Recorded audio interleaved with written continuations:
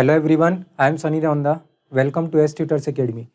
देखिए दोस्तों, आज की क्लास का हम गजब के कॉन्सेप्ट में देखेंगे। एक बढ़िया शानदार सा कॉन्सेप्ट है, सबसे प्यारा कॉन्सेप्ट है जो कि एग्जाम में क्वेश्चन यहाँ से पूछा जाता है। ठीक है ना। जितने भी एग्जाम्स आप देखोगे, चाहे सीजीएल प्री की बात करें, चाहे मेंस की बात करें, बढ़िया क्वेश्चन है। अब यहाँ पर अभी तो मैंने 4 सर्कल बना रखे हैं एक ट्रायंगल के अंदर। यहाँ पर 5-6 सर्कल, कितने भी सर्कल आ सकते हैं। ठीक है ना। तो इस वाले कॉन्सेप्ट को समझेंगे। सबसे बढ़िया जो मोस्ट इंपॉर्टेंट कॉन्सेप्ट कहा जाएगा उसी में से ही एक कॉन्सेप्ट ये है। ठीक है ना। तो इसकी बात करेंगे और हम डेली कोई ना कोई एक गजब का कॉन्सेप्ट लेके आया करेंगे। ठीक है ना। जो कि हमारे एग्जाम की दृष्टि से बहुत ही ज़्यादा मोस्ट इंपॉर्टेंट कॉन्सेप्ट होगा। ठीक है ना। और अच्छी क्वेश्चंस जो पूछे जाते हैं वो एग्जाम में यहीं से ही पूछे जाएंगे, जो मैं डेली आपको कॉन्सेप्ट कराया करूंगा। ठीक है ना। तो ध्यान से समझते हैं आज वाले कॉन्सेप्ट को। देखिए, आज वाले कॉन्सेप्ट की अगर बात की जाए तो यहाँ पर एक ये ट्राइंगल दिखाई दे रहा है और इस ट्राइंगल में यहाँ पर हमें 1 2 3 4 सर्कल दिखाई दे रहे हैं। ठीक है ना। अब ये ट्राइंगल कोई सा भी हो सकता है, जरूरी नहीं है समद्विबाहु समबाहु कोई सा भी ट्राइंगल हो, किसी भी ट्राइंगल की बात हो सकती है। लेकिन अभी मैं समबाहु के बारे में भी समझाऊंगा। लेकिन सबसे पहले हम समझते हैं कि इस वाले ट्राइंगल की अगर बात की जाए तो इसमें क्या क्या पॉसिबिलिटीज हो सकती है। देखिए, यहाँ पर अगर मैं बात करूं, देखो ये जो छोटा सर्कल दिखाई दे रहा है उसकी रेडियस को हमने नाम दे दिया R1, फिर इसकी रेडियस को हमने नाम दे दिया R2, फिर इस वाली रेडियस को हमने बोल दिया R3 और फिर इस वाली रेडियस को हमने नाम दे दिया R4। ध्यान रखना, ये जो रेडियस होंगी, ये जो त्रिज्याएं होंगी वो हमेशा और हमेशा ज्योमेट्रिकल प्रोग्रेशन में होंगी, गुणोत्तर श्रेणी में होंगी। इसका मतलब इनका अनुपात समान होगा, R2/R1, R3/R2, R4/R3। देखो, ज्योमेट्रिकल प्रोग्रेशन का मतलब क्या होता है, देखिए इधर समझिए।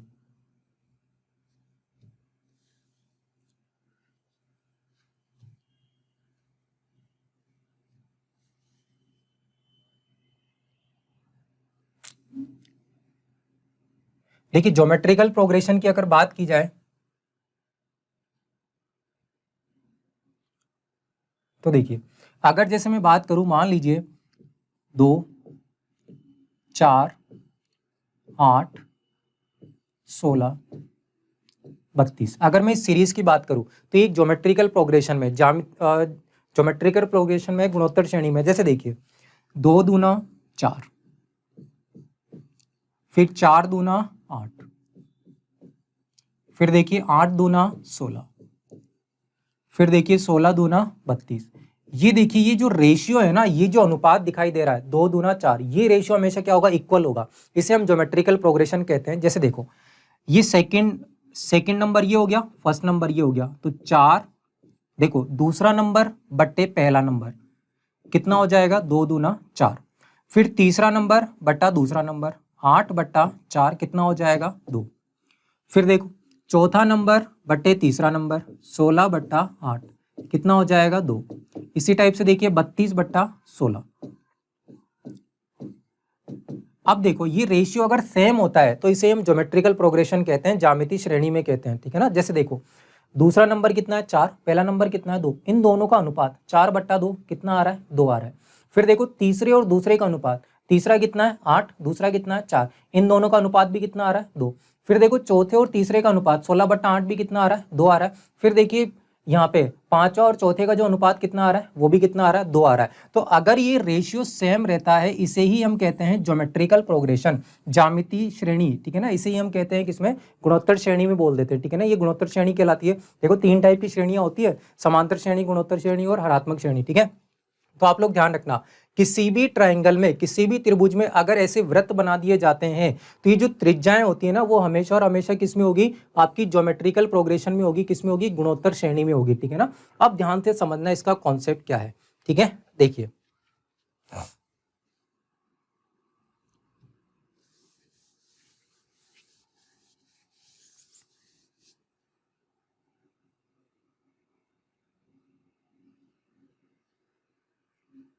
जैसे देखिए, बात करते हैं गुणोत्तर श्रेणी में।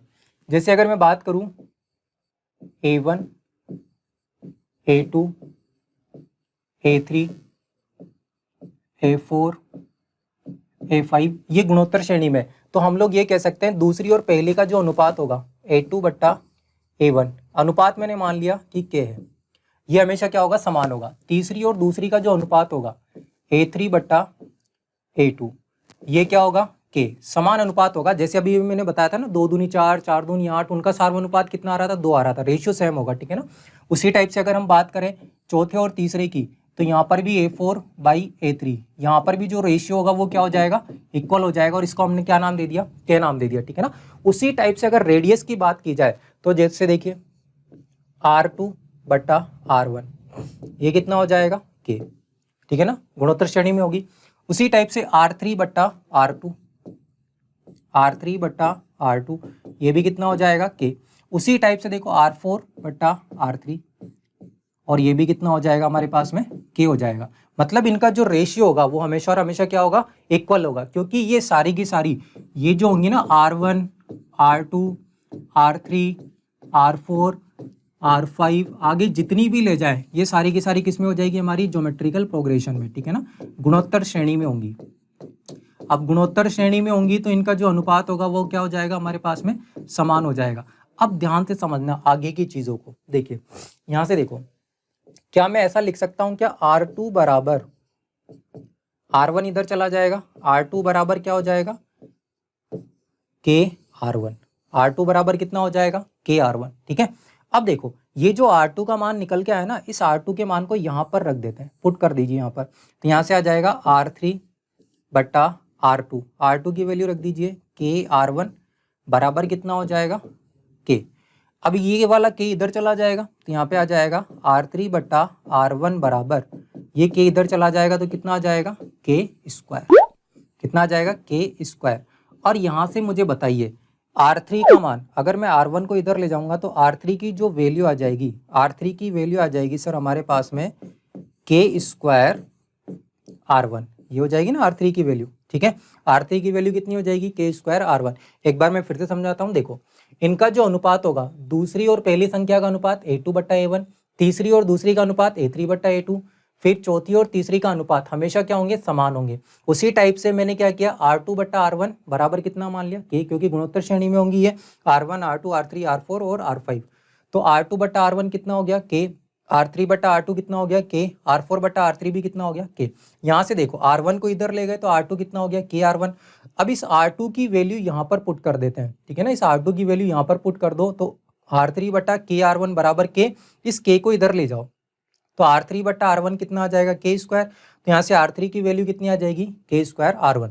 ध्यान से समझना मैं क्या निकालना चाह रहा हूँ यहाँ से, कौन सी चीज, कौन सा सबसे इंपॉर्टेंट कॉन्सेप्ट निकालने जा रहे हैं, सबसे इंपॉर्टेंट चीज वो ध्यान से समझना।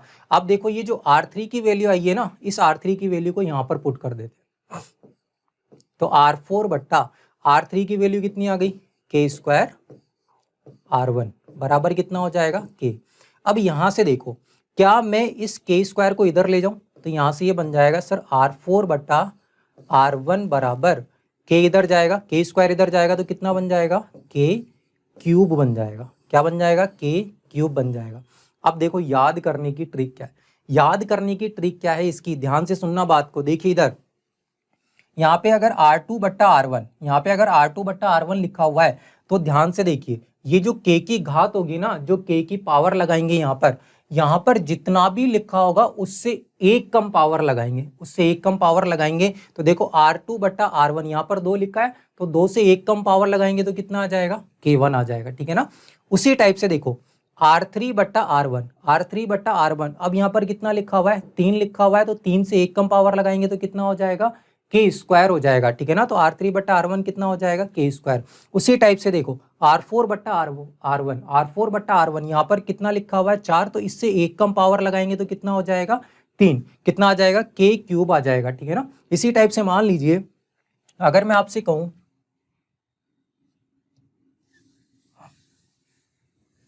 कि बताइए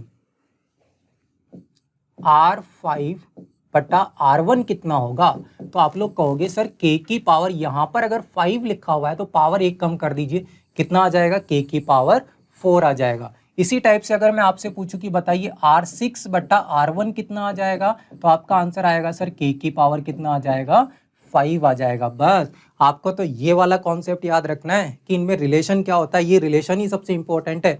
R2/R1 2 लिखा है तो पावर 1 आएगी, फिर R3 बट्टा R1 यहाँ पर 3 लिखा है तो पावर कितनी हो जाएगी, 2 हो जाएगी। उसी टाइप से R4 बट्टा R1 यहाँ पर जितना भी लिखा होगा उससे पावर 1 कम कर दीजिए, k क्यूब हो जाएगा। इसी टाइप से R5 बट्टा R1 कितना हो जाएगा, k की पावर 4 हो जाएगा। इसी टाइप से R6 बट्टा R1 कितना हो जाएगा, k की पावर 5 हो जाएगा। यहाँ पर जितना भी लिखा हुआ है ना उससे 1 कम कर दीजिए। लेकिन एक चीज देख रहे हो आप लोग, देखो यहाँ पर मैंने बात करी तो R2 के साथ में क्या आया है, R1 आया है, ठीक है। R3 की बात करी तो R3 के साथ में भी क्या है, R1 आया है। R4 की बात करी तो R4 के साथ में भी क्या है, R1 आया है। R5 की बात करी तो R5 के साथ में भी क्या है, R1 आया है। और R6 की बात करी तो इसके साथ में भी क्या है, R1 आया है। तो एग्जाम में एक चीज ध्यान रखना कि वो R1 के बारे में तो देगा ही देगा, R1 के बारे में तो देगा ही देगा, और उसके अलावा वो R2 दे सकता है, R3 दे सकता है, R4 दे सकता है, कुछ भी दे सकता है। जैसे अभी क्वेश्चन एग्जाम में पूछा हुआ है वो भी मैं बताऊंगा आपको, ठीक है ना। तो एक तो ये वाली चीज याद रखने वाली थी, ठीक है ना। और दूसरा क्या याद रखने वाला था, एक तो ये याद रखना R2 बट्टा R1 कितना हो जाएगा, K1। R3 बट्टा R1 कितना हो जाएगा, K स्क्वायर। R4 बट्टा R1 कितना हो जाएगा, K क्यूब। R5 बट्टा R1 कितना हो जाएगा, K4। और R6 बट्टा R1 कितना हो जाएगा, K5। एक तो ये वाली चीज याद रखना, ठीक है ना। और दूसरी चीज क्या याद रखनी है आपको, देखिए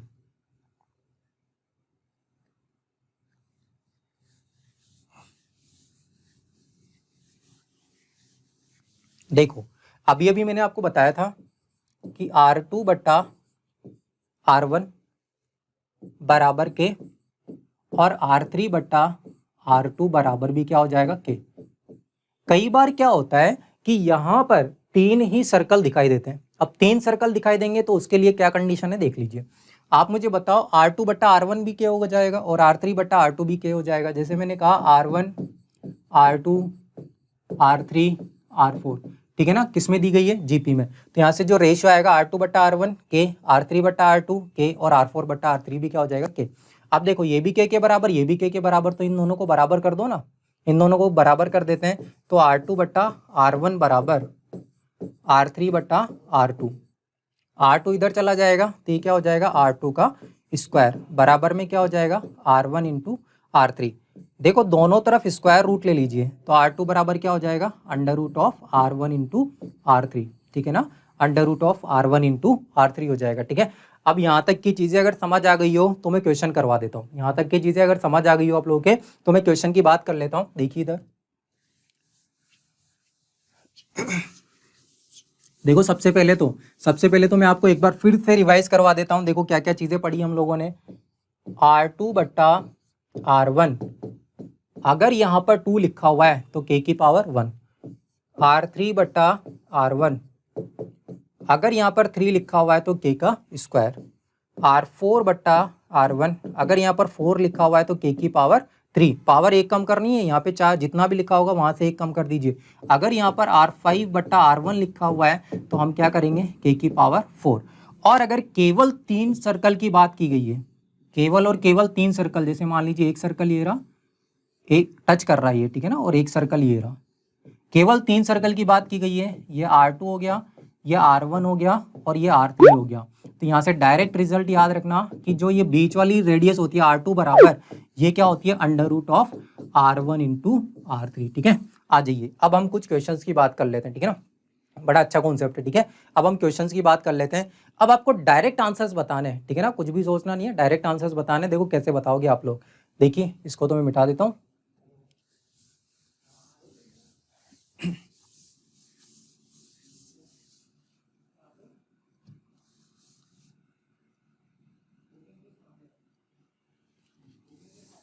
देखिए जैसे मान लीजिए क्वेश्चन ये लिखा हुआ है,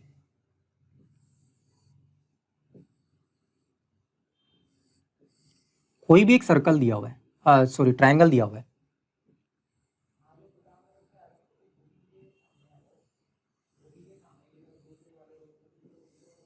सर्कल है ये, ठीक है ना, ध्यान से, इलिप्स वगैरह नहीं है ये, ठीक है ना, सर्कल दिए हुए हैं।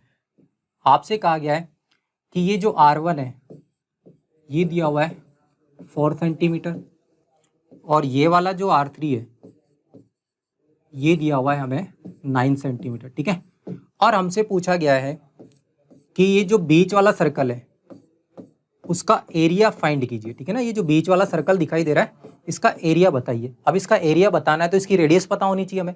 अब अगर इसकी रेडियस पता होनी चाहिए तो यहाँ वाली जो रेडियस है R2, ठीक है ना, यहाँ की जो रेडियस है R2, अभी अभी बताया था मैंने कैसे निकालोगे, R2 बराबर under root of R1 into R3, और R1 की वैल्यू कितनी है 4 और R3 की वैल्यू कितनी है 9, ठीक है ना। तो 9 चौक 36 और 36 का वर्गमूल कितना हो जाएगा 6, ठीक है। तो यहाँ से इसकी जो रेडियस आएगी वो कितनी आ जाएगी 6 सेंटीमीटर। तो ये जो R2 आ जाएगा वो कितना आ जाएगा 6 सेंटीमीटर। यहाँ से एरिया कितना आ जाएगा पाई R स्क्वायर, 6 का स्क्वायर, मतलब आंसर कितना आ जाएगा 36 पाई, ठीक है। तो आंसर कितना हो जाएगा हमारा 36 पाई, ठीक है।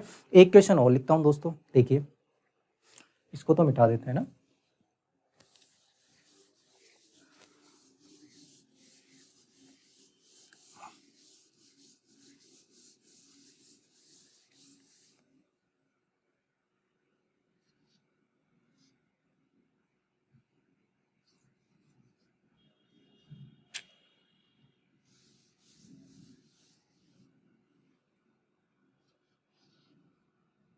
देखिए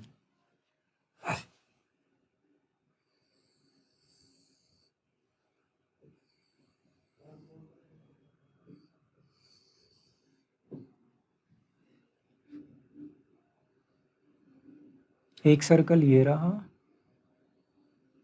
दूसरा सर्कल ये रहा,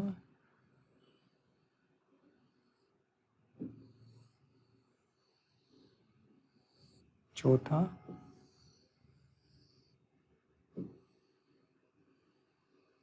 पांच सर्कल बने हुए हैं, ठीक है ना। और ये वाली जो रेडियस दी गई है ये R1 हमें दी गई है 16, ठीक है।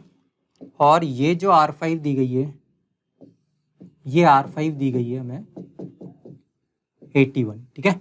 और हमसे ये पूछा गया है कि बताइए R2, R3, R4, ये जो रेडियस है ना बीच वाली R2, R3 और R4, ये कितनी होगी, ठीक है। कुछ नहीं करना, बस K का मान निकाल लीजिए।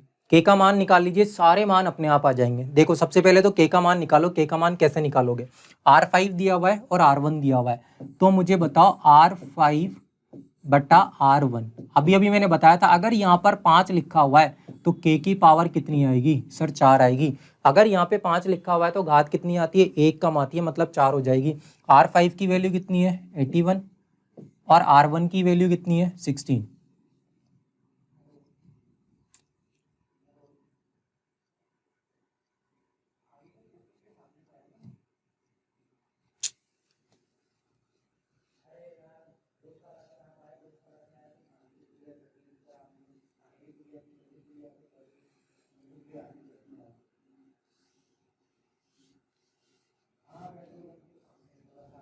ये देखिए R5 था ना, ये 81 था, तो R5 की वैल्यू 81 और R1 की वैल्यू कितनी दी गई है 16, बराबर कितना K4, ठीक है ना।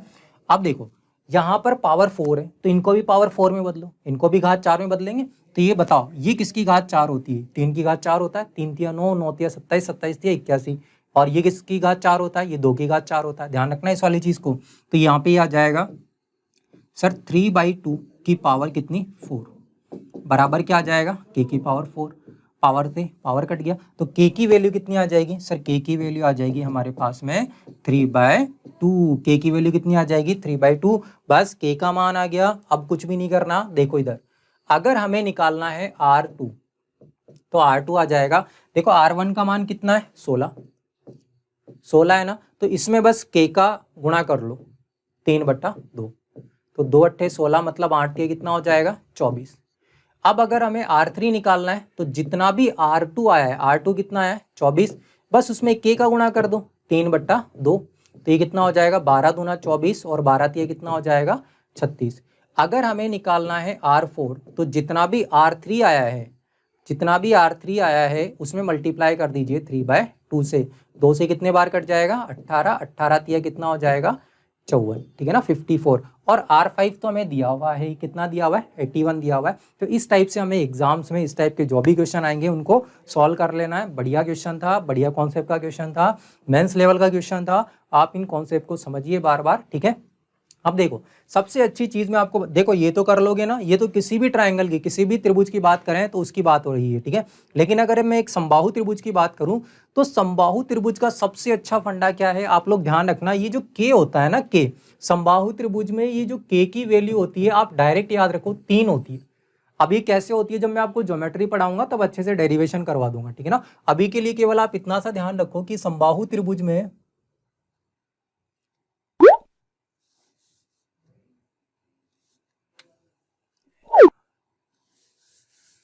देखिए इधर,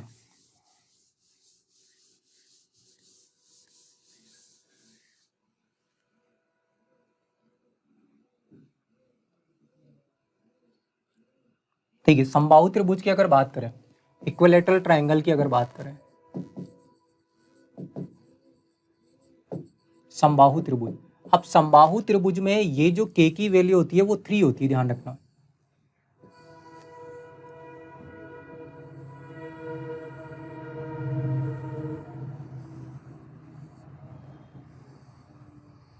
मान लीजिए 3 सर्कल बने हुए, ठीक है ना। तो यहां पर ध्यान रखना, समबाहु त्रिभुज में, समबाहु त्रिभुज में ये जो के की वैल्यू होती है, के की वैल्यू कितनी होती है 3 होती है, ठीक है। अब यहाँ पे देखो, जैसे अगर आपसे कहा जाए कि जो R1 दिया हुआ है ना, R1 दिया हुआ है, मैंने मान लिया कि 3 दिया हुआ है, कितना दिया हुआ है 3। तो अगर R2 की वैल्यू पूछी जाए आपसे तो R2 कितना हो जाएगा, R2 हो जाएगा, R1 3 दिया है तो के का मान कितना 3, मतलब 3 तिया 9। अगर R3 की बात की जाए तो R3 कितना हो जाएगा, R3 हो जाएगा हमारा 9 गुणा 3 कितना हो जाएगा 9 तिया 27, ठीक है ना। अगर आप ऊपर से नीचे की तरफ आ रहे हो तो 3 से गुणा करते रहा करो, और अगर नीचे से ऊपर की तरफ जा रहे हो तो 1/3 का गुणा कर दिया करो। देखो नीचे से ऊपर की, नीचे से ऊपर सॉरी ऊपर से नीचे आ रहे हो तो 3 का गुणा कर दो, और ऊपर से नीचे आ रहे हो तो 3 का गुणा कर दो, और नीचे से ऊपर जा रहे हो तो 3 का भाग लगा दो। जैसे समझिए बात को,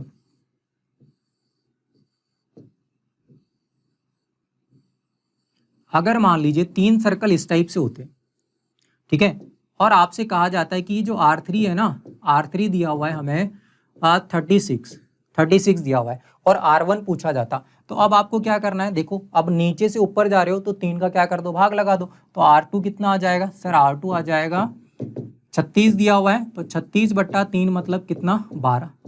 अब R2 12 आ गया तो बताओ R1 कितना आ जाएगा, R1 आ जाएगा 12/3 मतलब कि 4, ठीक है ना। बस इतना सा है, ये तो समबाहु त्रिभुज की बात को बहुत सिंपल है, ठीक है ना। आप ऊपर से नीचे आ रहे हो तो 3 का गुणा करते जाओ, और नीचे से ऊपर जा रहे हो तो 3 का भाग लगाते जाओ, कर पाओगे ना। बढ़िया कॉन्सेप्ट है, ध्यान रखना इस वाली चीज को, इस पर कई सारे क्वेश्चन हमसे एग्जाम में पूछे भी जाते हैं। चलो ठीक है दोस्तों, आज की क्लास का ये सबसे बेहतर कॉन्सेप्ट था, गजब का कॉन्सेप्ट था। बस आप इन सारी चीज़ों को याद रखिए, और रेगुलर और डेली के डेली में कोई ना कोई एक एक कॉन्सेप्ट आपको बढ़िया सा कॉन्सेप्ट देता रहूँगा, जो कि बढ़िया बढ़िया एग्जाम्स में जो क्वेश्चन पूछे जाते हैं मेंस लेवल में, ठीक है ना, वहाँ पे आपके बहुत ज़्यादा यूजफुल होंगे, और एग्जाम में क्वेश्चन पूछा ही जाता है इन सारी चीज़ों से, ठीक है ना। तो समबाहु त्रिभुज में के की वैल्यू कितनी होती है 3 होती है। चलो ठीक है दोस्तों, आज के लिए इतना ही, बाकी बात हम कल की बेहतर कॉन्सेप्ट, कल का जो गजब का कॉन्सेप्ट होगा उसके साथ में नेक्स्ट क्लास में मिलेंगे। आज के लिए इतना ही, थैंक यू दोस्तों।